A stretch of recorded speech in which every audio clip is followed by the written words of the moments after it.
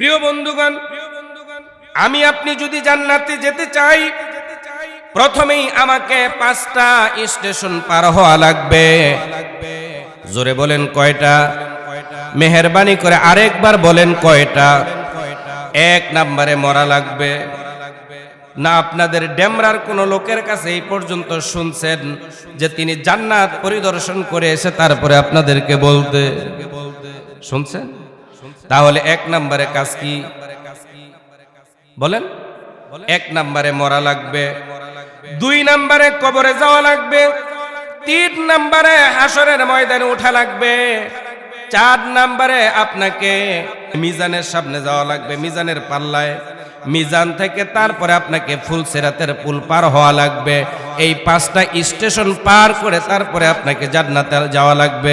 একটু জোরে বলেন সুবহানাল্লাহ। তাহলে জান্নাতে যাওয়ার জন্য স্টেশন কয়টা? 5টা। 1 নাম্বার মৃত্যু, 2 নাম্বার কবর, 3 নাম্বার হাসর, 4 নাম্বার মিজান, 5 নাম্বার ফুলসিরাত। কথা ঠিক আছে? যতটুকু বলছি এতটুকু বুঝতে পেরেছেন? তাহলে আসেন এবার মৃত্যু। প্রথমে মৃত্যুবরণ করা লাগবে। এই মৃত্যুটা 3 প্রকার। মৃত্যুটা কয় প্রকার একটু বলেন? 3 প্রকার। 1 নাম্বার অপরাধীদের মৃত্যু, মানে জাহান্নামীর মৃত্যু। 2 নাম্বার মুমিনের মৃত্যু। 3 নাম্বার শহীদদের মৃত্যু। সুবহানাল্লাহ। তাহলে মৃত্যু কয় প্রকার? অপরাধীদের মৃত্যু, জান্নাতীদের মৃত্যু, শহীদের মৃত্যু। তাহলে মৃত্যু কয় প্রকার হবে? 3 প্রকার। এবার আসেন অপরাধীদের মৃত্যুটা কিরকম? প্রিয় বন্ধুগণ, যখন কোন অপরাধী বান্দা মৃত্যুর সময় এসে যায়, আল্লাহ পাক রব্বুল আলামিন জাহান্নামের অসংখ্য ফেরেশতা তার চতুর্পাশে পাঠায় দেয়, তার কাছে পাঠায় দেয়। ওই জাহান্নামের ফেরেশতারা এসে তার চতুর্পাশে এসে মানববন্ধন করে। কি করে? মানববন্ধন করে। মানববন্ধন করে। এই মানববন্ধন করতে এসে তাকে প্রথমে জান্নাত দেখানো হয়। জান্নাত দেখে লোকটা খুশি হয়ে যায়। লোকটা কি হয়? খুশি হয়। খুশি হওয়ার পরে আবার বলা হয়, ও আল্লাহর বান্দা, আল্লাহ তাআলা তোমার উপর প্রতিদিন 5 ওয়াক্ত নামাজকে ফরজ করে দিয়েছিলেন, মাহে রমাদানের রমজানের রোজাকে ফরজ করে দিয়েছিলেন, সম্পদ হওয়ার পরে যাকাতকে ফরজ করেছিলেন, হজকে ফরজ করেছিলেন, পর্দা ফরজ করে দিয়েছিলেন, মানুষের আমানতের খেয়ানত না করাটা তোমার জন্য ফরজ করে দেওয়া হয়েছিল। শুধু তাই নয়, আল্লাহর জমিনে আল্লাহর কোরআনকে বাস্তবায়ন করে দেওয়া, এটাও তোমার উপরে ফরজ করা হয়েছিল। কিন্তু তুমি তার একটাও মানো নাই। আবার যেটা তোমার সুবিধা হয়েছে সেটাই মেনেছো, কিন্তু বাকি সবগুলো মানো নাই। যার কারণে আল্লাহ তাআলা তোমার ভাগ্য থেকে যেই জান্নাতটা লিখেছিল সেটাকে ডিলিট করে দিয়ে তোমার জন্য একটা জাহান্নাম বরাদ্দ করেছেন। এবার তাকে সুবহানাল্লাহ, জান্নাত কাইটা দিয়া জাহান্নাম লিখছে, অনেকে সুবহানাল্লাহ। একটু নাউজুবিল্লাহ কর না। এই জাহান্নাম যখন তাকে দেখানো হয়, জাহান্নাম যখন তাকে দেখানো হয়, প্রিয় বন্ধুগণ, জাহান্নামের ভয়ে সে তো আর জাহান্নামে যেতে চায় না। আগে কিন্তু জান্নাতে যাওয়ার জন্য ছটফট করছিল, তাড়াতাড়ি বেকারার হয়ে গেছে, পাগল হয়ে গেছে, কি করে জান্নাতে যাওয়া যায়। যেই না শুনলো জান্নাত তার ভাগ্যে নেই, তার ভাগ্যে একটা জাহান্নাম রাখা হয়েছে, এবার সে আর যেতে চায় না। জাহান্নামে কি আপনারা যেতে চান? জোরে কোন? কেউ যেতে চায়? জাহান্নামে যেতে চায় না। মালাকুল মউত এসে তার পাশে এসে বসে বসে বলে, হাদিস শরীফ, ইয়া আইয়াতুহান নাফসুল খবিসা, বলা হয়, ও পাপিষ্ঠ আত্মা, ইরজিই, বের হয়ে আসো। সে কি বের হয়ে আসতে চায়? কারণ বের হলেই তো জাহান্নামে যাওয়া লাগবে, এই জন্য সে বের হতে চায় না। তার দেহের ভিতরে যে রূহটা থাকে, দ্রুত গতিতে বিদ্যুৎ গতিতে দৌড়াদৌড়ি করতে থাকে পালাবার জন্য। রূহটা পালানোর জন্য পায়ের ভিতরে ঢুকে যায়। ওখানে জাহান্নামের ফেরেশতা আছে না নাই? চেপে ধরে মাথার তালুর কাছে চলে আসে বিদ্যুৎ গতিতে। ওখানে জাহান্নামের ফেরেশতা আছে না নাই? হাতের ভিতরে ঢুকে পড়ে জাহান্নামের ফেরেশতা আছে না নাই? আমার প্রিয় বন্ধু, চতুর্দিক থেকে এবার চিরুনি অভিযান শুরু হয়ে যায়। কথা কি বোঝা গেল? আমাদের দেশের মহিলারা দেখবেন তাদের মাথার মধ্যে একটা প্রাণী বাস করে, নাম হলো বলেন উকুন। এটা ধরার জন্য তারা চিরুনি অভিযান চালায়। কি অভিযান? চিরুনি অভিযান চালায়। এই চিরুনি অভিযানের পরে সবগুলো উকুন ধরা পড়ে না, দুই চারটা বাদ পড়ে যায়? কথা কয় না। সব ধরা পড়ে না, কিছু বাদ পড়ে। কিন্তু আল্লাহ তাআলা যখন জাহান্নামীদেরকে ধরবেন মনে হয় দুই চারটা বাদ থাকবে। কথা বলেন থাকবে? আল্লাহ তাআলা বলেন ইন্না বাতশা রাব্বিকা লাশাদীদ। আল্লাহ পাক রব্বুল আলামিনের ধরা বড়ই কঠিন ধরা, শক্ত ধরা। একটা জাহান্নামীও বাদ পড়বে না, সবগুলো ধরা পড়ে যাবে। প্রিয় বন্ধুগণ, ওই জাহান্নামীরা সেদিন বলতে থাকবে ইয়াকুলুল ইনসানু ইয়াউমাইযিন আইনাল মাফর কাল্লা লা ওয়াজারা ইলা রাব্বিকা ইয়াউমাইযিনিল মুস্তাকার। সেই দিন ওই জাহান্নামীরা বলবে, আরে পালাবো কোথায়? পালানোর কোনো জায়গা আছে? একটু আপনারা বলেন তো, পালানোর কোনো জায়গা আছে? সেদিন তারা বলবে পালাবো কোথায়? পালানোর কোনো জায়গা নাই। কাল্লা লা ওয়াজার, পালানোর কোনো জায়গা নাই। ইলা রাব্বিকা ইয়াউমাইযিনিল মুস্তাকার। আল্লাহ পাক রব্বুল আলামিন যদি তাকে সাহায্য না করেন, আরশের ছায়ার নিচে যদি তাকে স্থান না দেন, সে কি পালাতে পারবে? আমার প্রিয় বন্ধুগণ, আল্লাহ তাআলা সে কথাটাই বলে দিলেন, তোমরা সেদিনটিকে তোমার মালিক তোমাদেরকে এই পৃথিবী থেকে, এই পৃথিবীর শেষ প্রহর যখন চলে আসবে তখন তোমরা পালাতে চেষ্টা করবে। জাহান্নামের ভয়ে তোমার রূহটা, তোমার আত্মাটা বের হতে চাইবে না। কুরআনুল কারীমের সূরা আনআমে আল্লাহ তাআলা বলেন ওয়ালাউ তারা ইযিজ যালিমুনা ফিল গামারাতিল মাউত। আল্লাহ তাআলা সেখানে বলে দিলেন তোমার ওই রূহটাকে টেনে খামছে তারপরে বের করা হবে। আপনারা দেখেছেন যখন মুমূর্ষ অবস্থায় থাকে মানুষ মৃত্যুবরণ করবে, সামনে যারা ছিলেন আপনারা দেখেছেন কেউ বমি করে দেয়, কেউ চোখ উল্টায়া দেয়, কেউ হাত টানা দেয়, পা টানা দেয়, খিচা দেয়, দেয় কিনা? আবার দেখা যায় কেউ প্রস্রাব করে দেয়, পায়খানা করে দেয়। আবার এরকমও দেখা যায় আপনজনদের সাথে, ছেলের সাথে কথা বলে, মেয়ের সাথে কথা বলে, উপদেশ দেয়, পরামর্শ দেয়। দিতে দিতে একটা সময় কালিমা পড়ে আস্তে করে ঘুমিয়ে যায়। একটু জোরে আওয়াজ করে কথা বলেন, ঠিক না বেঠিক? এরকম দেখছেন না? দেখেন নাই না? আমি বানায় বলতেছি। ও বন্ধু, জাহান্নামীর রূহটা যখন বের করা হবে, জাহান্নাম থেকে এরকম ভাবে একটা দুর্গন্ধযুক্ত একটা রুমাল নিয়ে আসা হয়েছে। তার রূহটা ওই দুর্গন্ধযুক্ত রুমালের মধ্যে নেওয়া হবে। জাহান্নাম থেকে আবার একটা দুর্গন্ধযুক্ত একটা পেয়ালা নিয়ে আসা হয়েছে। এই রূহটা ওই পেয়ালার মধ্যে নিবে। নেওয়ার পরে এই রূহটাকে নিয়ে আসমানের দিকে রওনা হবে। প্রথম আসমানের কাছাকাছি যখন যাবে তখন ওই প্রথম আসমানের যারা দারোয়ান থাকবে, সিকিউরিটি থাকবে, ওই ফেরেশতারা বলবে, ও ফেরেশতারা, তোমরা এই কোন জাহান্নামী, কোন পাপিষ্ঠের রূহ তোমরা নিয়ে এসেছো? তার রূহ থেকে দুর্গন্ধ বের হচ্ছে, এটাকে নিয়ে যাও, দূরে সরাও। সেখান থেকে এরকম ভাবে ডিল মারবে, একেবারে সিজ্জিনের মধ্যে পৌঁছে যাবে। জাহান্নামী রূহ আসমানে উঠবে না, সেখান থেকে এর তো জুড়ে ডিল মারা হবে যে একেবারে সিজ্জিনের মধ্যে জাহান্নামের সর্বনিচে গিয়ে পৌঁছবে। এই হবে জাহান্নামীদের অবস্থা। আমাদের অবস্থা এরকম হোক, এটা কি আমরা চাই? জোরে বলেন চাই? আসেন এবার জান্নাতীদের মৃত্যুটা কিরকম শুনবেন না? খারাপ লাগতেছে?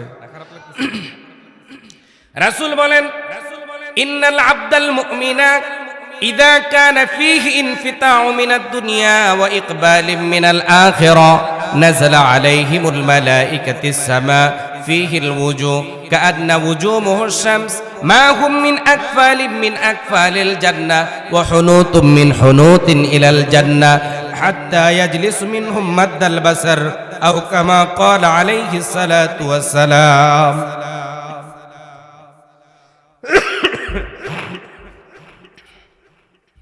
রাহমাতুল লিল আলামিন বলেন, জান্নাতি বান্দার যখন মৃত্যুর সময় এসে যাবে তখন আল্লাহ পাক রব্বুল আলামিনের জান্নাতের অসংখ্য রহমতের ফেরেশতা তার চতুর্পাশে এসে ঘেরাও দিবে। সুবহানাল্লাহ কইতেন না? আগে দিছিল, আগের বার দিছিল জাহান্নামের ফেরেশতা, এবার আসলো রহমতের ফেরেশতা। সুবহানাল্লাহ কোন? নবীজি বলেন, মুমূর্ষ ব্যক্তির চতুর্পাশে এসে রহমতের ফেরেশতারা ঘেরাও দিবে। আমার প্রিয় ভাইয়েরা, তারা যখন জান্নাত থেকে আসবে, রহমতের ফেরেশতারা যখন আসবে জান্নাত থেকে, তারা একটা জান্নাতি সুগন্ধযুক্ত একটা রুমাল নিয়ে আসবে। আবার জান্নাতের একটা সুগন্ধযুক্ত একটা পাত্র পেয়ালা নিয়ে আসবে। চতুর্পাশে সে তাকে ঘেরাও দিবে যাতে করে শয়তান তার কাছে বিরতে না পারে, ওয়াসওয়াসা দিতে না পারে। একটু জোরে বলা যাবে কি সুবহানাল্লাহ? আপনজনেরা চতুর্পাশে থাকবে, ফেরেশতাদের কি দেখা যাবে? জোরে বলেন দেখা যাবে? প্রিয় ভাইয়েরা, আপনারা এই কালীগঞ্জের মানুষ, অত্যন্ত শিক্ষিত এবং ভদ্র নম্র মানুষ। আপনারা জানেন অপারেশন থিয়েটারে যখন কোন অপারেশনের রোগী নেওয়া হয়, প্রথমেই কিন্তু বড় ডাক্তার সার্জন যায় না, প্রথমে নার্স যায়, ছোট ডাক্তার যায়। সার্বিক প্রস্তুতি সম্পন্ন করার পরে এবার বড় ডাক্তার যায়। ঠিক না ঠিক? আল্লাহ পাকের অসংখ্য রহমতের ফেরেশতারা এসেছে। আল্লাহ রাসূল সাল্লাল্লাহু আলাইহি ওয়াসাল্লাম বলেন, সুম্মা ইয়াজলিউল মালাকুল মাউত, এবার আসবে মালাকুল মাউত। নাম কি তার? একটু জোরে বলেন তো কি নাম? আজরাইল আলাইহিস সালাতু ওয়াস সালাম আসবেন, এসে তার মাথার কাছে বসবে, বসে বলবে, ইয়া আইয়াতুহান নাফসুল মুতমাইন্নাহ ইরজিই ইলা রাব্বিকা রাদিয়াতাম মারদিয়া ফাদখুলি ফি ইবাদি ওয়াদখুলি জান্নাতি। বলা হবে, ও আল্লাহর বান্দা, ও আল্লাহ পাকের বান্দা, আল্লাহ পাক রব্বুল আলামিন তোমার উপর যে আদেশ করেছিলেন, যে বিধি নিষেধ করেছিলেন, আল্লাহ পাকের আদেশগুলো তুমি মেনেছো, আর তোমাকে যা নিষেধ করা হয়েছিল তা তুমি করো নাই। আল্লাহ তাআলা তোমার উপর বড়ই সন্তুষ্ট হয়েছেন। সুবহানাল্লাহ। আল্লাহ পাক তোমার উপর বড়ই সন্তুষ্ট হয়েছেন। এই জন্য তুমি আল্লাহ পাকের প্রতি সন্তুষ্ট হয়ে বেরিয়ে আসো। নবীজি বলেন, ফাতুখরিজু কামা তাসিরু মিনাল কাতরাতে। এই কথা বলার পরে হাদিসের মধ্যে এসেছে, রাসূল বলেছেন, কলস ভর্তি পানি যেরকম ভাবে নিরিবিলি গড়াইয়া পড়ে, ওই জান্নাতি ব্যক্তির রূহটা এরকম ভাবে নিরিবিলি বের হয়ে আসে। বলেন সুবহানাল্লাহ। কলস চিনেন তো? আগে মাইটটা কলস অনেক আছে, অনেক সামা আর টেপ কল হওয়ার পরে কলস অনেকবার বাড়িতে নাই। এখন অনেককে ছোটদেরকে যদি বলেন, তারা অনেকে কলসই চিনব না। কথা কন? নবীজি বলেন, ফাতুখরিজু কামা তাসিরু মিনাল কাতরাতি মিনাস সিকার, যে কলস ভর্তি পানি যেরকম গড়াইয়া পড়লে কোন আওয়াজ হয় না, টের পাওয়া যায় না, এরকম ভাবে নিরিবিলি বেরিয়ে আসবে। সুবহানাল্লাহ। রাহমাতুল লিল আলামিন তিনি বলেন, ওই লোকটা এরকম ভাবে যখন জান্নাতে বান্দার রূহটা যখন বেরিয়ে আসবে, এই রূহটাকে প্রথমে এরকম ভাবে জান্নাতি রুমালের মধ্যে নিয়ে তারপরে পেঁচায়া নিবে। বুঝেন নাই? জান্নাতি রুমালের মধ্যে অত্যন্ত ইজ্জতের সাথে মোহাব্বতের সাথে রিসিভ করে জান্নাতি রুমালের মধ্যে পেঁচ দিয়া লইবে। তারপরে জান্নাত থেকে যে পেয়ালা নিয়ে এসেছে, ওই জান্নাতি পেয়ালার মধ্যে তার রূহটাকে নেওয়া হবে। তারপরে একজন থেকে আরেকজন, আরেকজন থেকে আরেকজন, এরকম ভাবে ফেরেশতারা ইজ্জতের সাথে মিছিল দিয়া দিয়া তারপরে তাকে প্রথম আসমানের কাছে নিয়ে যাবে। একটু জোরে বলা যাবে কি সুবহানাল্লাহ। প্রথম আসমানের যিনি দারোয়ান থাকবেন, সিকিউরিটি থাকবেন, তিনি বলবেন, ও ফেরেশতারা, তোমরাই আল্লাহ পাকের কোন বান্দার জানটা কবজ করে নিয়ে এসেছো? এত সুগ্রান, এত সুগ্রান, তাড়াতাড়ি কাছে নিয়ে এসো, তাড়াতাড়ি নিয়ে এসো। আহলান সাহলাবান, আহলান সাহলান, এরকম ভাবে তাদেরকে ওয়েলকাম করা হবে। বলা হবে, আসমানের দরজা খুলে দিলাম, তাড়াতাড়ি ঢুকে পড়ো। এরকম ভাবে একটা নয়, দুইটা নয়, 7টা আসমান পার করে আল্লাহ পাক রব্বুল আলামিন তার এই বান্দার রূহকে একেবারে আল্লাহ তাআলা ইল্লিয়িনের মধ্যে নিয়ে যাবেন। বলেন সুবহানাল্লাহ। 7 আসমানের উপরে একেবারে ইল্লিয়িনের মধ্যে তার এই রূহটাকে পৌঁছে দেওয়া হবে। একটু জোরে বলেন সুবহানাল্লাহ। তাহলে জীবিতদের মৃত্যু হলো, মানে পাপিষ্ঠদের মৃত্যু হলো, জান্নাতীদের মৃত্যু হলো, বাকি আছে কোনটা? বলেন বলেন। শহীদ, 3 নাম্বার হলো শহীদ। রাহমাতুল লিল আলামিন বলেন, চিমটি কাটলে যতটুকু যন্ত্রণা হয় ঠিক ততটুকু যন্ত্রণা পাবে, তার চাইতে বেশি যন্ত্রণা আল্লাহ তাআলা তাকে দিবে না। এমনকি তাকে বিনা হিসাবে আল্লাহ পাক রব্বুল আলামিন তার জান্নাতে তাকে তুলে নিবেন। একটু জিকির দেন, লা ইলাহা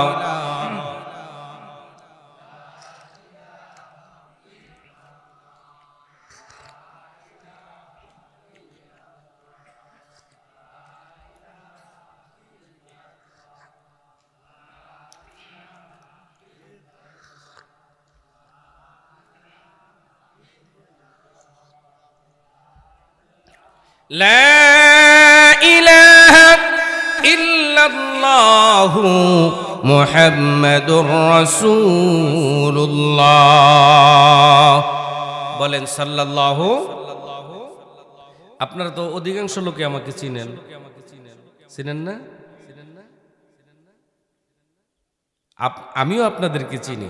2-4টা মুখ দেখতে পাচ্ছি যে আমার একটু অপরিচিত অপরিচিত, এলাকায় কম আসা হয় হয়তো এই জন্য, অথবা নতুন মুখ তারা, এই জন্য আমার জন্য দোয়া করেন তো আপনারা। আজকের এই দিনে এখানে যদি আমি যে আসছি, এখানে আসার পরে সবচেয়ে বেশি খুশি যিনি হতেন তিনি হলেন আমার নানা ভাই মরহুম মাওলানা সুলতান উদ্দিন সাহেব। তিনি আমার জন্য অনেক দোয়া করেছেন, অনেক দোয়া করছেন আমার জন্য, আমার নানা।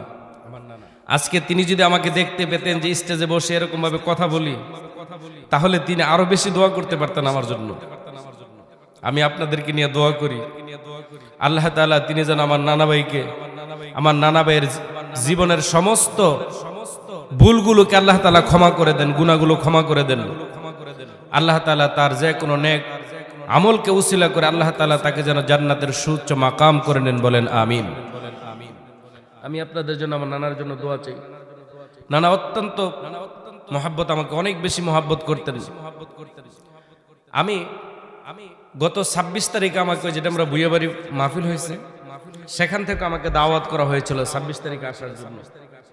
আমি আসতে পারিনি, দাওয়াতটা রাখতে পারিনি। তার কারণ হলো আমি নাসারা একটা মাহফিল রাখছিলাম 26 তারিখে, আরেকটা রাখছি আপনার জাগির, আরেকটা রাখছি গিয়ে আপনার কিশোরগঞ্জের পাকুন্দিয়া। তাহলে একদিনে রাখলাম কয়টা মাহফিল? এসেছে মিনিমাম 20টা মাহফিল এসেছিল একই দিনে। তো নাসারা করে, জাগির করে, তারপরে 11:30টায় গিয়ে কিশোরগঞ্জে মাহফিল ধরছি। আমি ইলিয়াস ভাইরে যখন বললাম যে আমি তো আসতে পারবো না, আমার মাহফিল আছে নাসারা, কইটা কইরা তারপর আমি গোনা আসে। কথা কি বুঝছেন?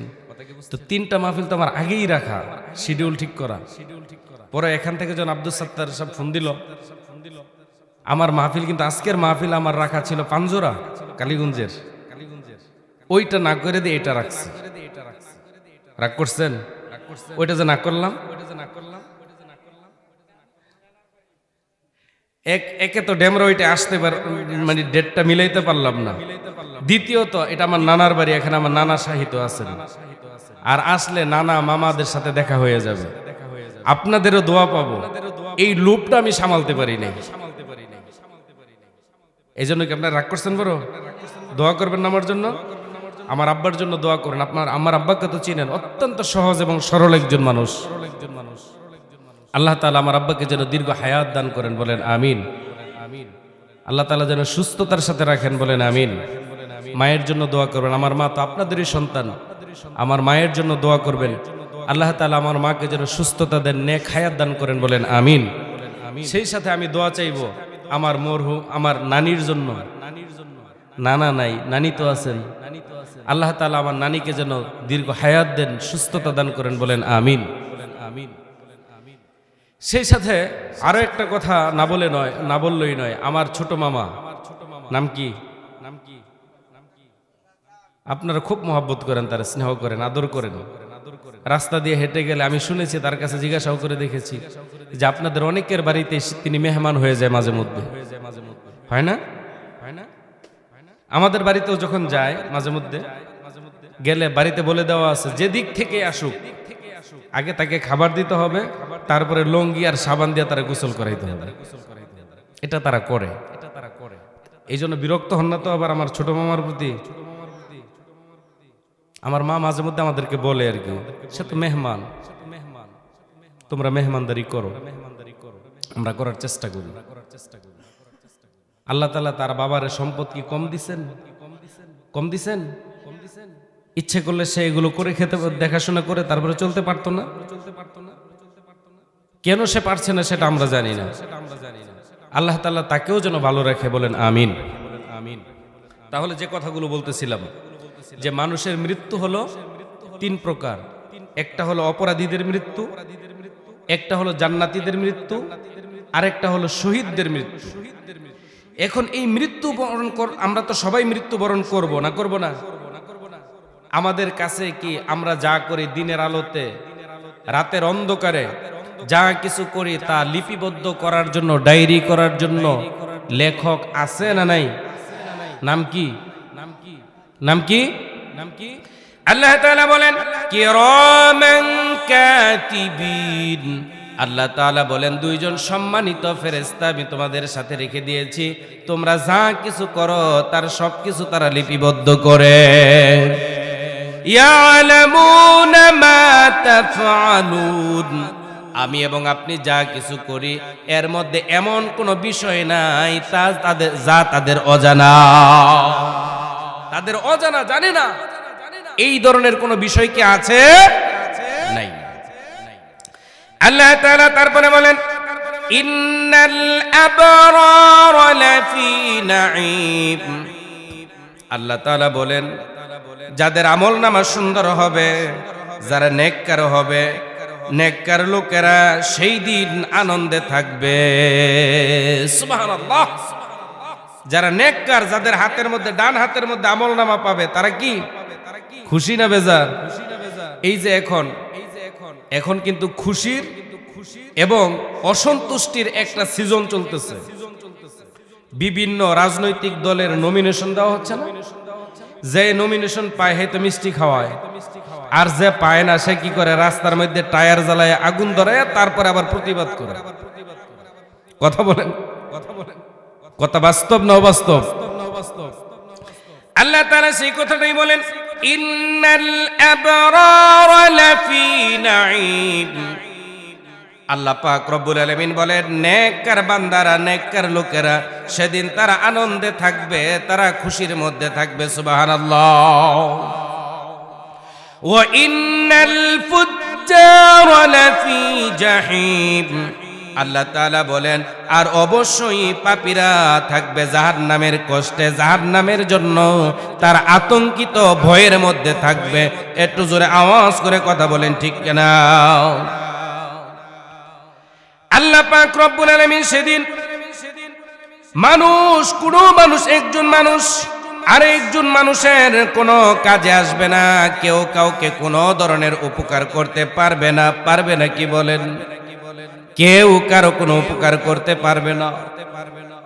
সেই দিন নিজেকেই নিয়ে ব্যস্ত থাকবে। এই পৃথিবীর মধ্যে অনেকেই অনেক আশ্বাস দেয়, নির্বাচিত হলে এই করব সেই করব, কতটুকু করে তা তো আমরা দেখেছি। কথা কয় না? দেখি নাই? বেঁচে থাকলে আরো দেখবো। আমার বলে আল্লাহ পাক রব্বুল আলামিন এই তিন শ্রেণীর মানুষের যখন মৃত্যু হয়ে গেল, জান্নাতে যাওয়ার জন্য স্টেশন কয়টা? বলেন বলেন। এই 5টা স্টেশনের মধ্যে 1 নাম্বার পার করলাম মানে মৃত্যুবরণ করলাম। 1 নম্বরে কি? মৃত্যুবরণ করা। তাহলে আমরা মরে গেলাম, কিন্তু এতক্ষণে আলোচনায় না বাস্তবে? বাস্তবেও মরা লাগবে। হসপিটালে হোক, বাড়িতে হোক, ফাঁসিতে হোক, জেলে হোক, পানিতে হোক, যেভাবেই হোক মরা লাগবেই। না সেখান থেকে কেউ বাঁচতে পারবেন? কেউ বাঁচবে না। তাহলে 1 নম্বরে আমরা মরছি। এবার যাব কোথায়? 2 নম্বর স্টেশনের নাম বলেন। 2 নম্বর স্টেশনের নাম রাগ করেন নাকি? নবীজি বলেন মানুষ যখন মৃত্যুবরণ করে, কেউ যায় বাঁশের জোরে বাঁশ কাটতে, কেউ যায় গোরস্থানে কবর খোদাই করতে, আবার কেউ চলে যায় বাজারের মধ্যে কাফনের কাপড় আনতে, আবার কেউ দেখা যায় পানি গরম করে, আবার আপনজনেরা রোনাজারি করে কান্নাকাটিও করে। সমস্ত কিছু শেষ করার পরে কাফনের কাপড় পরে জানাজা পড়ে, তারপরে যখন গোরস্থানের মধ্যে নিয়ে মাটি দিয়ে আসা হবে, নবীজি বলেন ফায়াতিহি মালাকান, ওই কবরের মধ্যে যখন আমাকে আপনাকে রাখা হবে, রেখে যখন আপনজনেরা 40 কদম চলে আসবে, মাঝখানে অনেকগুলো কথা, এগুলো বলতে গেলে আমার সময়ও হবে না, এই জন্য শর্ট করে দিলাম। ওই কবরের মধ্যে আমাকে আপনাকে যখন রেখে আসবে, এই দুনিয়ার মধ্যে তো দেখা যায় আমার প্রিয় বন্ধুগণ, এবার আপনারা বলেন তো ওই কবরের মধ্যে যখন আমাদেরকে রেখে আসবে, আমাদেরকে কোন অবস্থায় রাখবে? বসায়া? তাহলে দাঁড়া করায়া? তাহলে বলেন, এটা বলতে পারলেন না প্রথমে? তাহলে কবরের মধ্যে আমাদেরকে শোয়ানো অবস্থায় রাখবে। নবীজি বলেন ফায়াতিহি মালাকান, ওই কবরের মধ্যে 2 জন ফেরেশতা প্রবেশ করবে। তাদের প্রথম কাজ হলো, কবরের ফেরেশতার প্রথম কাজ হলো ফায়ুজলিসানিহি, আমাকে আপনাকে বসাবে। কি করবে? ওই যে সুবহান চাচা যেরকম চেয়ারে বসে আছে, মনে হয় কবরের মধ্যে এই ধরনের একটা চেয়ার আমাদেরকে দেওয়া হবে। আর এটা তো বড়, ছোট একটা দিত না? যিনি নাকি এলাকার মোড়ল ছিলেন, মেম্বার ছিলেন, চেয়ারম্যান ছিলেন, যার কথায় মানুষ উঠতো বইতো, যার কথায় দোকানের শাটার নাম তো আর উঠতো, সালিশের মধ্যে গেলে কথা কি বোঝা গেল? চেয়ারের গরমে যেই লোকটা নাকি একজনকে বাঁচাইতো আর একজনকে ফাঁসাইতো, এই ধরনের লোক আসেনি? চেয়ারের গরমে এগুলো করে। ওই লোকটা যখন মৃত্যুবরণ করবে, ফেরেশতারা মনে হয় তাকে একটা চেয়ার এনে দিবে, যে এখানে বসো। দিবে না?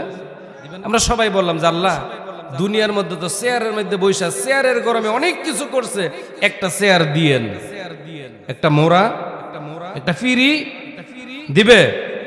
আমারও দিবে না? কে? আমি তো প্রতিদিন বড় বড় চেয়ারে বৈশা তারপরে মাহফিল কথা বলি, আমাকেও দিবে না? কাউকেই দিবে না। কথা বলেন ঠিক কিনা? কাউকেই দিবে না। নবীজি বলেন ফায়াতিহি মালাকান, কবরের মধ্যে 2 জন ফেরেশতা প্রবেশ করবে। ওই ফেরেশতার প্রথম কাজ হলো ফায়ুজলিসানিহি, আমাকে আপনাকে বসাবে। কি করবে? আমাকে আপনাকে বসাবে, বসানোর পরে ওই ফেরেশতারা আমাকে এবং আপনাদেরকে 3টা প্রশ্ন করবে। কয়টা প্রশ্ন? জোরে বলেন। 1 নাম্বার প্রশ্ন, এই প্রশ্নের মাধ্যমে ফেরেশতা আমাকে আপনাকে প্রশ্ন করার উদ্দেশ্য কি? ওই প্রশ্নের মাধ্যমে আমি আপনি সঠিক মুমিন কিনা না মুনাফিক না কাফের তা যাচাই করার জন্য, বাছাই করার জন্য আল্লাহ তাআলার ফেরেশতা আমাকে আপনাকে 3টা প্রশ্ন করবে। 1 নাম্বার প্রশ্ন করবে, ফায়াকুলানা লাহু মার রাব্বুক, ও আল্লাহর বান্দা বলো তো দেখি তোমার রব কে? আপনারা বলেন আমাদের রব কে? এখন তো বলতে পারছেন, আরো একবার বলেন আমাদের রব কে? এখন তো বলতে পেরেছেন। কবরের মধ্যে যখন আমাকে আপনাকে প্রশ্ন করা হবে, এত সহজে কি বলতে পারবেন? পারবেন? প্রিয় ভাইয়েরা, আরেকটা কথা ভালো করে বুঝেন, এই পৃথিবীর নিজাম হলো, যদি পরীক্ষার প্রশ্নপত্র ফাঁস হয় তাহলে ওই প্রশ্ন নতুন করে তৈরি করে তারপরে পরীক্ষা নেওয়া। কথা বলেন ঠিক কিনা? এই দুনিয়ার পরীক্ষার প্রশ্নের নিয়ম হলো, আপনি যদি জানতে পারেন লেখাপড়া করে তারপরে মুখস্থ করে খাতায় লিখতে পারবেন। কিন্তু আল্লাহ তাআলা আমাকে আপনাকে কবরে যে প্রশ্ন করা হবে 3টা, আজ থেকে 1500 বছর আল্লাহ পাক রব্বুল আলামিন তা ফাঁস করে দিলেন। দিছে না দেয় নাই? কিন্তু কবরের ওই প্রশ্নের ধরন আর নিয়ম হলো, আপনি যতই পড়েন, যতই মুখস্থ করার চেষ্টা করেন, পড়তে পড়তে মুখ দিয়ে যদি ফেনাও বের করে ফেলেন, তারপরেও আপনি কবরের মধ্যে গিয়া রব্বি আল্লাহ এই কথাটা আপনার জবান দিয়া বের হবে না। বের হবে? জোরে বলেন, বের হবে? তাহলে 1 নম্বরে প্রশ্ন করা হবে, ফায়াকুলানা লাহু মার রাব্বুক, ও আল্লাহর বান্দা বলো তো তুমি কার আইন মানতা? কার আইন মানতা? কার সার্বভৌমত্ব তুমি মানো? প্রশ্ন করা হবে। দেখছেন কত কঠিন, যে হে আল্লাহর বান্দা তোমার রবকে, তার মানে তুমি কার আইন মানছো, কার সার্বভৌমত্ব তুমি মানছো। 2 নম্বরে প্রশ্ন করা হবে, ওমা দীনুক, তোমার দিন কি, তোমার দলের নাম কি? এই পৃথিবীর মধ্যে 213টা রাষ্ট্র আছে, প্রত্যেকটা রাষ্ট্রে অনেকগুলো রাজনৈতিক দল আছে। আমার প্রিয় ভাইয়েরা, হাজার হাজার দল আছে, তার কোন একটা দলের নিবন্ধন আল্লাহ পাক রব্বুল আলামিনের কাছে পায় নাই। আল্লাহ পাকের কাছে একটা দল নিবন্ধন পেয়েছে, তার নাম হলো ইন্নাদ-দীনা ইনদাল্লাহিল ইসলাম। ঠিক কি না? আল্লাহ তাআলার কাছে একমাত্র মনোনীত ধর্মের নাম, পছন্দের নাম, আল্লাহ যা নির্ধারণ করে দিয়েছেন তার নাম কি? প্রশ্ন 3 নম্বরে করা হবে, রাহমাতুল লিল আলামিনের আকৃতি আমার আপনার সামনে উপস্থাপন করা হবে। উপস্থাপন করে বলা হবে, মা কুনতা তাকুলু ফি হাদার রাজুল, এই ব্যক্তির সম্পর্কে তোমার ধারণা কি? আমার সেই নবীর সুন্নাত আমার গালে নাই, শরীরের মধ্যে নাই, আমার জীবনের মধ্যে একদিনও নাই, আমি আপনি কি জবাব দিতে পারবো নাকি? কথা কি বোঝা গেল? রাহমাতুল জিজ্ঞাসা করা হবে, ও আল্লাহর বান্দা বলো তো দেখি এই ব্যক্তি সম্পর্কে তোমার ধারণা কি? যারা রাহমাতুল লিল আলামিনকে নেতা হিসেবে মেনেছেন, তার আদর্শ জীবনে লালন করেছেন, পালন করেছেন, তিনি তো জবাব দিতে পারবেন। তিনি হলেন হাদা নবিয়ুনা মুহাম্মাদুর রাসূলুল্লাহ সাল্লাল্লাহু আলাইহি ওয়াসাল্লাম, বলে দিবেন। ঠিক কি না? এই 3টা প্রশ্নের জবাব যখন হয়ে যাবে, তারপরে আরো একটা প্রশ্ন করা হবে। এবার 4 নাম্বার আর একটা প্রশ্ন করা হবে, মা আল্লামাকা, ও আল্লাহ 3টা প্রশ্ন জবাব দিতে পেরেছে, এই জন্য 4 নাম্বার প্রশ্ন। কথা কি বোঝা গেল? 3টা প্রশ্নের জবাব দিতে না পারলে 4 নাম্বারটা না। আল্লাহ পাকের ফেরেশতা জিজ্ঞাসা করবেন, মা আল্লামাকা, ও আল্লাহর বান্দা তুমি যে প্রশ্নের জবাবগুলো দিলে রে, কোথায় পেলে, কিভাবে জানলে?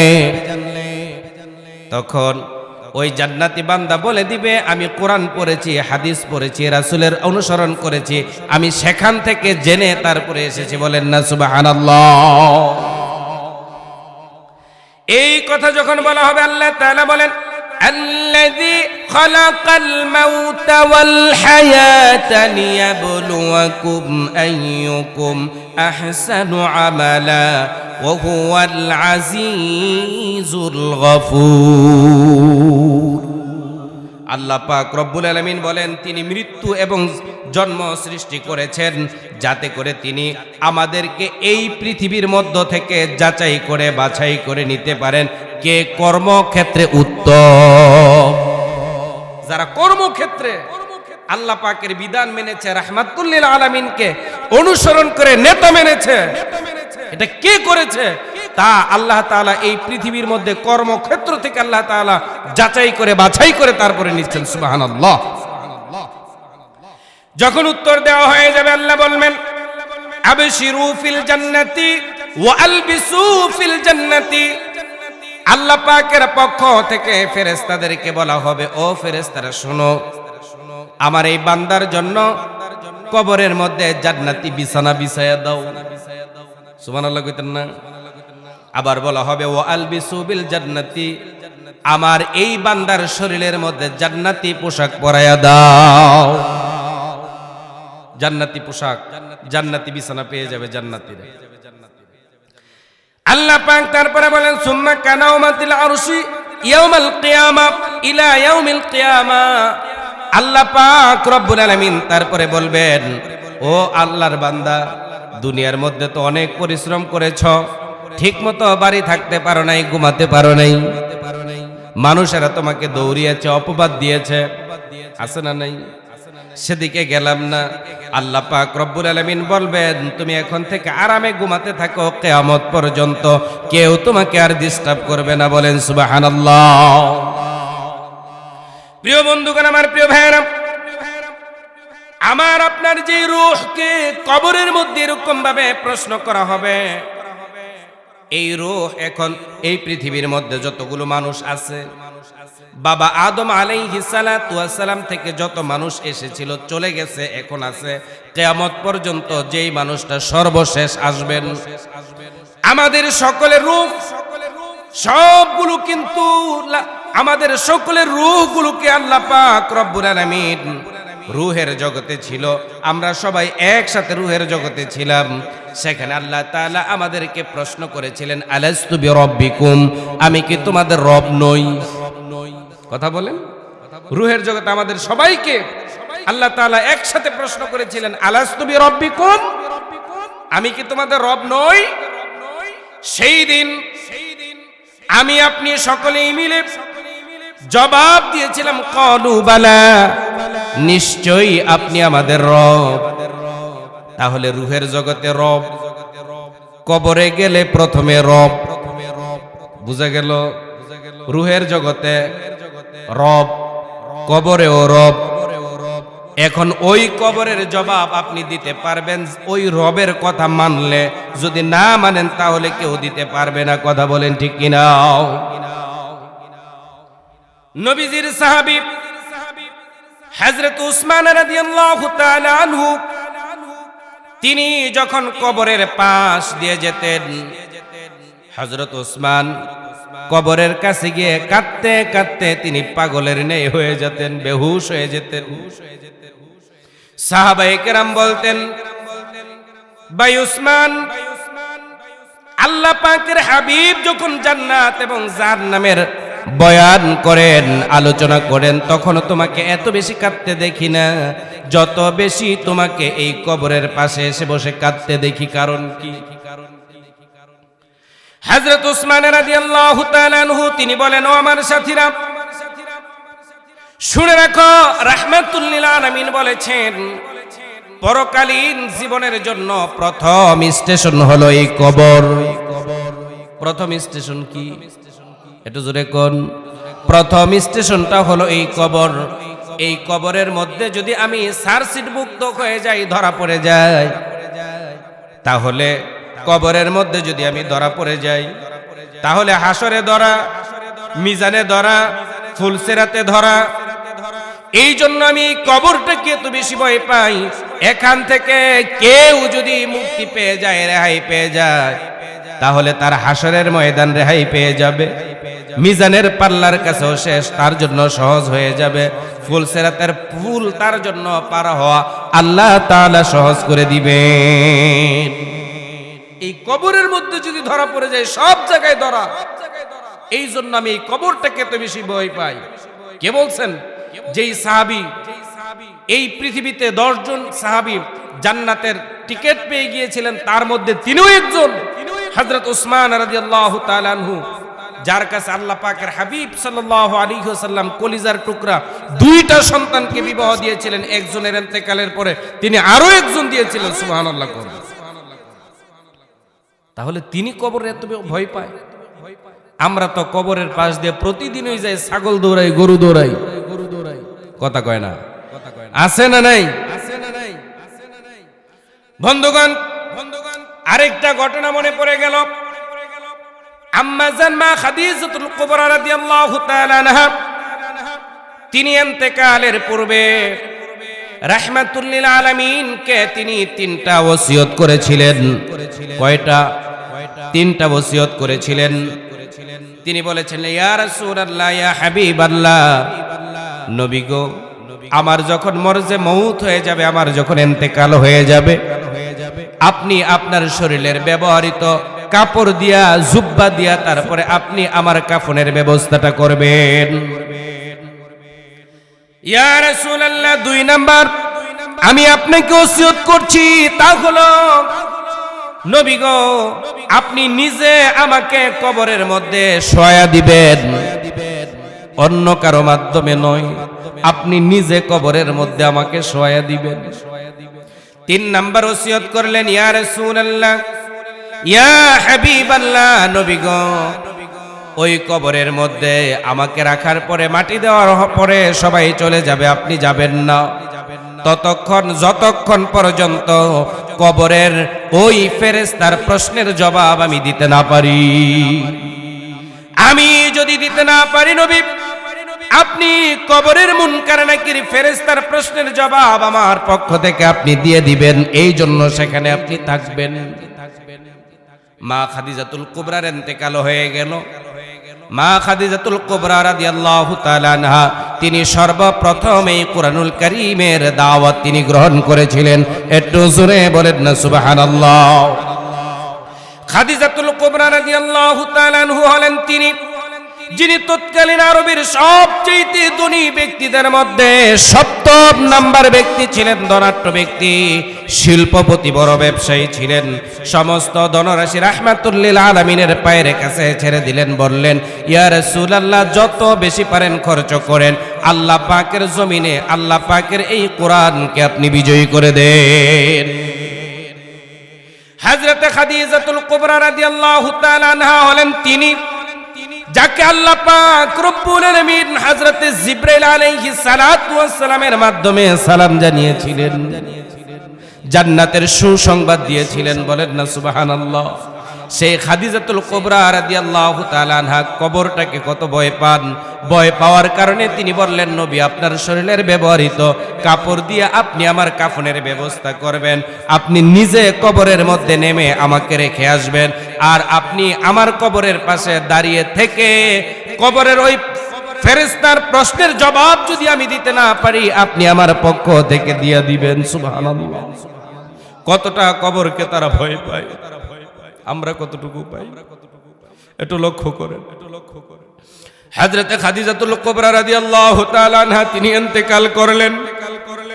নবীজি তার শরীরের কাপড় দিয়ে, ব্যবহৃত জুব্বা দিয়া তার কাফনের ব্যবস্থা করলেন। রাহমাতুল লিল আলামিন নিজেই কবরের মধ্যে নেমে মা খাদিজাতুল কুবরাকে শোয়া দিলেন। মাটি দেওয়া হয়ে গেল, সবাই চলে যায়। আবু বকর, উমর, উসমান, আলী সবাই বলে, নবী গো চলেন। সবাই তো চলে গেছে, আপনিও চলেন। রাহমাতুল লিল আলামিন তিনি কবর ছাড়েন, তিনি কবরের পাশে দাঁড়িয়ে আছেন, সবাই চলে গেল। অনেকটা সময় পার হয়ে গেল। জিবরাইল আলাইহিস সালাতু ওয়াস সালাম নবীজির কাছে আসলেন, এসে বললেন, ইয়া রাসূলুল্লাহ, ইয়া হাবিবাল্লাহ, সবাই কবর দেওয়ার পরে চলে গেল, আপনি যান নাই কেন? আপনিও চলে যান।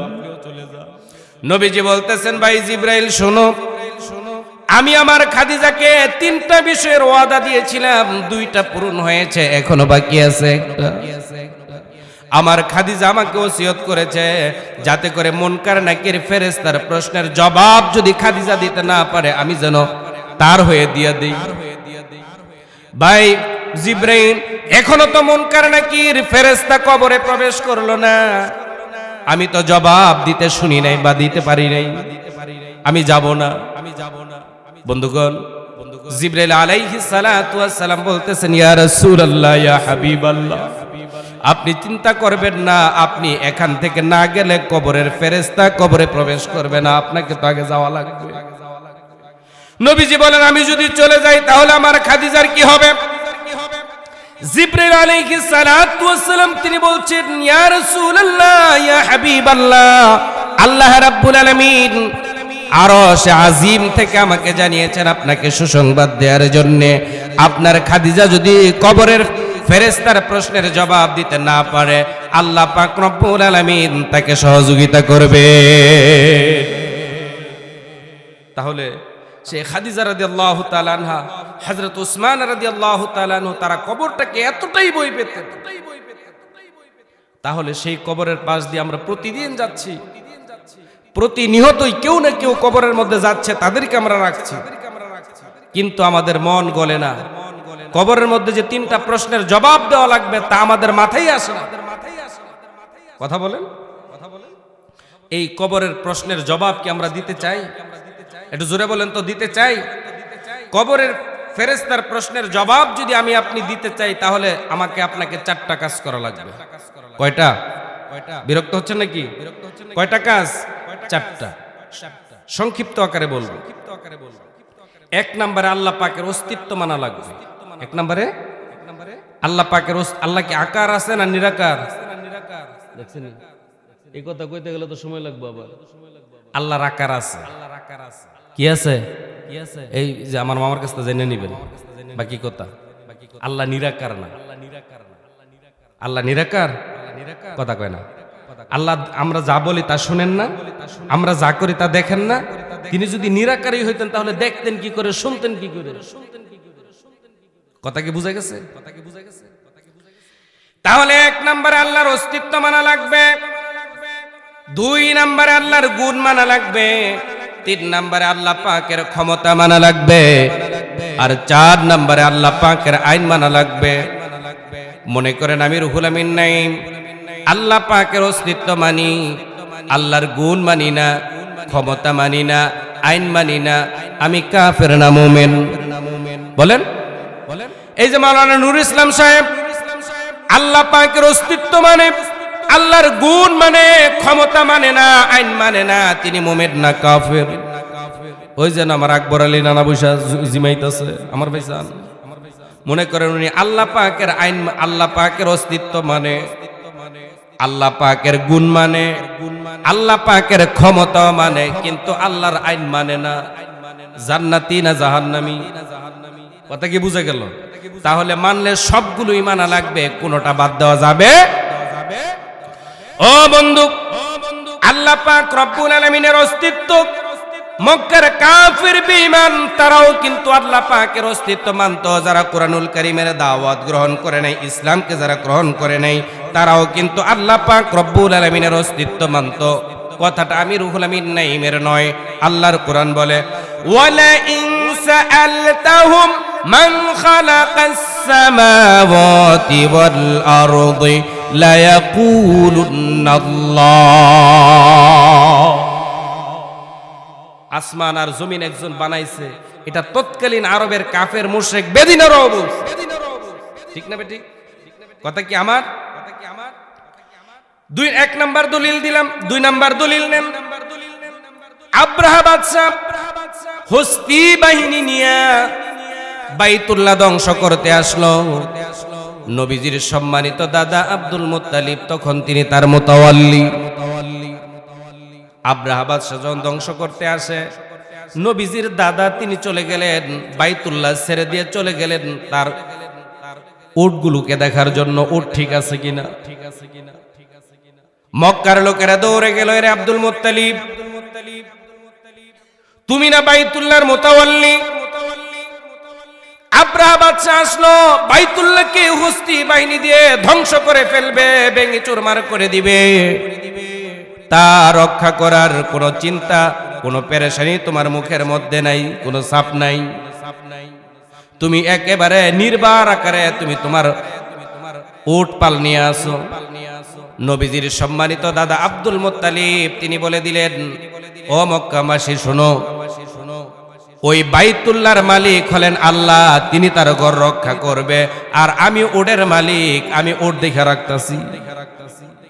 সুবহানাল্লাহ কইতেন না? আল্লাহ তাআলা আল্লাহ পাকের ওই ঘর রক্ষা করেছিলেন না করে নাই? কিভাবে করছেন? আল্লাহ তাআলা বলেন, ওয়া আরসালা আলাইহিম তায়রান আবাবিল। আল্লাহ পাক রব্বুল আলামিন যাকে যাকে প্রাণী পাখি প্রেরণ করলেন, আর ওই পাখিরাই আব্রাহা বাদশার হস্তি বাহিনী সব ধ্বংস করে দিল। আল্লাহ তাআলা তার মাধ্যমে তিনি তার ঘরকে রক্ষা করেছিলেন। তো বলতেছিলাম রাহমাতুল লিল আলামিন, হেরা গুহা থেকে বের হয়ে আসলেন আল্লাহ পাক রব্বুল আলামিন, তার উপর সূরা আলাকের প্রথম 5টা আয়াত অবতীর্ণ করে দিলেন। তিনি ঘরের মধ্যে গেলেন। বুখারী শরীফের হাদিস আমি আপনাদেরকে শোনাই।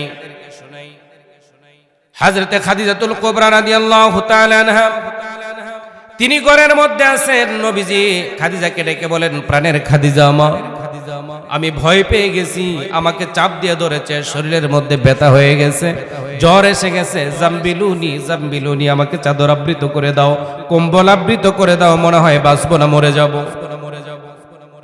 রাহমাতুল লিল আলামিন তিনি তখনও এই কোরআনের দাওয়াত কাউকেই দেয় নাই, রিসালাতের দায়িত্ব তিনি এখনো পালন করা শুরু করে নাই। তার পূর্বেই হযরতে খাদিজাতুল কুবরা রাদিয়াল্লাহু তাআলা আনহা তিনি বলে দিলেন, বুখারী শরীফের হাদিস, আল্লাহু লা ইয়াহজিকাল্লাহু আবাদা। আল্লাহ পাক রব্বুল আলামিন বললেন, আল্লাহ পাকের হাবিবের স্ত্রী মা খাদিজাতুল কুবরা রাদিয়াল্লাহু তাআলা আনহা তিনি বলে দিলেন, আল্লাহ পাকের কসম করে বলি, আল্লাহ পাক রব্বুল আলামিন অবশ্যই আপনাকে বেইজ্জত করবেন না। বলেন সুবহানাল্লাহ। লিল্লাহি তাকবীর, লিল্লাহি তাকবীর। প্রধান বক্তার আগমন, মাহফিল কমিটির পক্ষ থেকে লিল্লাহি তাকবীর। ভাই বসেন, 5টা মিনিট সময় দিবেন। 10 মিনিট করেন, আমি শুনতেছিলাম আপনার মানে না না, এখানে আসেন, এখানে আসেন, আপনি এখানে আসেন, নাহলে কথাটা ফিনিশিং হচ্ছে না আর কি। তাহলে প্রথমে আমি যেটা বলতেছিলাম, কবরের মধ্যে কয়টা কাজ করলে কবরের ওই প্রশ্নের জবাব দেওয়া যাবে? 4টা। 1 নম্বরে আল্লাহর অস্তিত্ব মানা। আল্লাহর অস্তিত্ব আছে? কথা বলেন। 2 নম্বরে আল্লাহ পাকের গুণ মানতে হবে। আল্লাহ পাকের আর রাজ্জাক, রিজিক দেয় কে, এটা আল্লাহর গুণ, এটা আল্লাহর সিফাত। কেউ যদি বলে মা দুর্গা গজে চড়ে আসার কারণে বাংলার জমিনে ফলে ফসলে ভরে গেছে, ঈমান আছে না গেছে? একটু জোরে বলেন তো, ঈমান আছে না গেছে? তাহলে রিজিক দেওয়ার মালিক আল্লাহ, এটা হচ্ছে আল্লাহর গুণ। প্রিয় বন্ধুগণ, কথায় কথা চলে আসে। গত কিছুদিন পূর্বে ঢাকার ঢাকেশ্বরী মন্দির থেকে হিন্দুদের ওই তাদের জানি খোদা কতগুলো, ওরে আল্লাহ 33 কোটি। এই 33 কোটি খোদা ওই হিন্দুদের ঢাকেশ্বরী মন্দির থেকে একটা মূর্তির গলা থেকে 200 ভরির ওজনের একটা হার চুরি হয়ে গেছে। কথা কি বুঝে গেলে? বুঝা গেছে? 33 কোটি খোদার একটা খোদাও বলতে পারে না যে এই হার চুরি করে নিল কেন। তাইলে কি তাগো খোদা এগুলো কি কামিলা না আকামিলা? এক কথা কয় না, কামিলা না আকামিলা? আমাদের আল্লাহ কয়জন? একটু জোরে বলেন তো, কয়জন? আপনারা যদি বঙ্গোপসাগরের মধ্যে ডুব দিয়ে 1 ফুটা পানি খান, তাও আমার আল্লাহ আরশের মালিক তিনি টের পেয়ে যায়। বলেন সুবহানাল্লাহ, আল্লাহু আকবার। তাহলে আমাদের আল্লাহ কামিলা না কামিলা? আমাদের এক আল্লাহ তিনি কামিলা, আর তাদের 33 কোটি খোদা সবা কামিলা। এটা হচ্ছে আল্লাহ পাকের গুণ। তিনি ইচ্ছা করলে যাকে ইচ্ছা ক্ষমতা দেন, আবার ইচ্ছা করলে নামান। যাকে ইচ্ছা সম্মান দেন, যাকে ইচ্ছা অসম্মান করেন। আল্লাহ তাআলা যাকে ইচ্ছা হায়াত লম্বা করে দিতে পারেন, পারে কিনা? সব কিছু ক্ষমতা কার? আল্লাহ পাকের ক্ষমতা, আল্লাহর গুণ। অথচ এই ক্ষমতার ব্যাপারে আমাদের দেশের বিভিন্ন রাজনৈতিক নেতারা দেখবেন নির্বাচনী কালীন সময়ে বিভিন্ন মাজারের মধ্যে যাবে, মাজার জিয়ারত করে তারপরে সাংবাদিকদের সামনে বলবে, কি বলবে? সব ক্ষমতার মালিক দেশের জনগণ। নাউজুবিল্লাহ কইতেন না? আমি রুহুল আমিন নাইমের ফজরের নামাজের পর থেকে যদি 10-12 বার পাতলা পায়খানা ডায়রিয়া হয়, আমি কি জোহরের আগে যদি এই ধরনের অবস্থা হয়, জোহরের সময় কি মসজিদে যাওয়া আমার দ্বারা সম্ভব?